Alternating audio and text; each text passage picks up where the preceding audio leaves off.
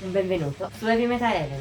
Oggi ci occupiamo di un gruppo thailandese un po' troppo pretenzioso nel suo power metal con fin troppi svolazzi.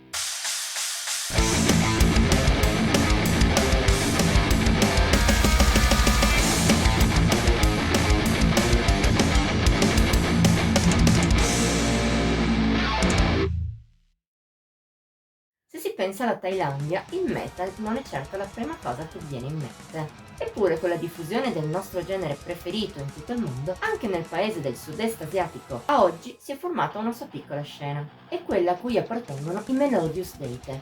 Nati nel 2007 a Bangkok come Melodious, nome poi cambiato nel 2012 in quello attuale, hanno pubblicato nel tempo 5 full length. L'ultimo tra essi, Demonology, risale allo scorso 24 aprile.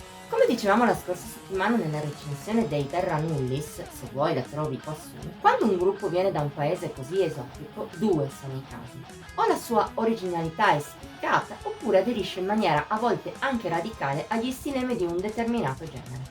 Il caso del Melodious Date è quest'ultimo. È difficile trovare in Demonology qualcosa di davvero nuovo. Quello suonato dall'ensemble thailandese è un power metal sinfonico che parte dalla lezione soprattutto dei Rhapsody e la porta verso l'indie progressive.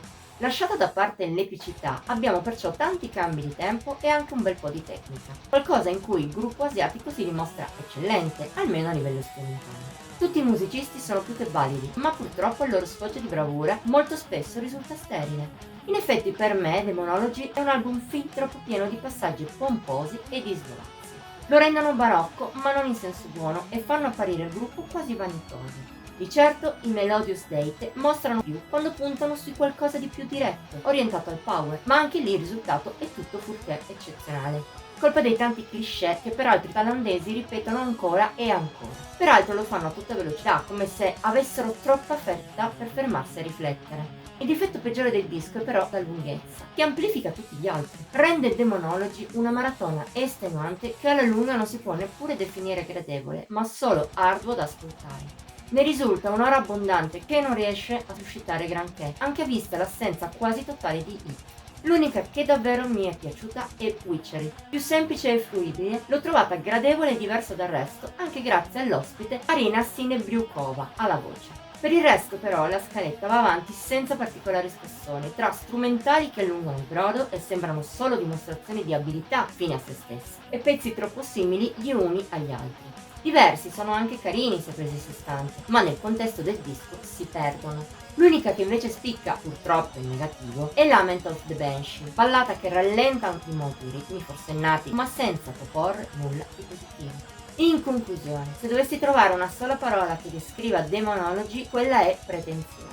I Melodious Date hanno messo tantissima carne al fuoco e come carne non è neppure troppo male. Al di là di una registrazione forse non eccezionale ma pulita al giusto, la musica è suonata piuttosto bene.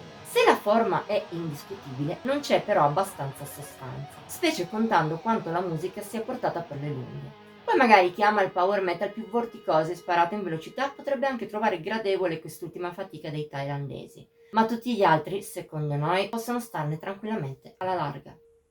Voto di Heavy Metal Heaven 55 su 100. Per oggi è tutto. Se hai apprezzato la recensione puoi mettere il like, condividerla e commentarla. Ti invitiamo inoltre a iscriverti al nostro canale ed attivare la campanella delle notifiche per non mancare nemmeno uno dei video pubblicati ogni settimana. Infine vieni a seguirci su Facebook, Instagram e Pinterest. Come sempre i link sono qui sotto in descrizione. Ci vediamo la prossima volta!